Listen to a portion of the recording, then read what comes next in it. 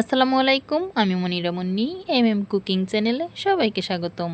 আজকের পর্বে তৈরি করে দেখাবো প্রচণ্ড দুপুরের গরমে এভাবে আমের জুস তৈরি করে নিতে পারবেন। নিজে তৈরি করেছি বলে না, একবার হলো আপনারাও ট্রাই করে দেখতে পারেন। এতটাই লোভনীয় যা এর স্বাদ আপনি ভুলতে পারবেন না। আম পানির ভাপে এভাবে ভাপিয়ে নিয়ে আমের ভিতরে থাকা বিচিটা বের করে নিলাম। আপনাদের প্রয়োজনে আমের সংখ্যা আপনারা একটু পরিমাণে বাড়িয়ে নিতে পারেন। আমের ভিতরের বিচি ফেলে দিয়ে কাক এভাবে চামচের সাহায্যে মেশ করে নিয়ে কিছুটা উপকরণ এখানে অ্যাড করে নিব। শুকনো মরিচ এভাবে আগুনে পুড়িয়ে নিয়ে হাতের সাহায্যে এভাবে গুঁড়া করে নিয়েছি।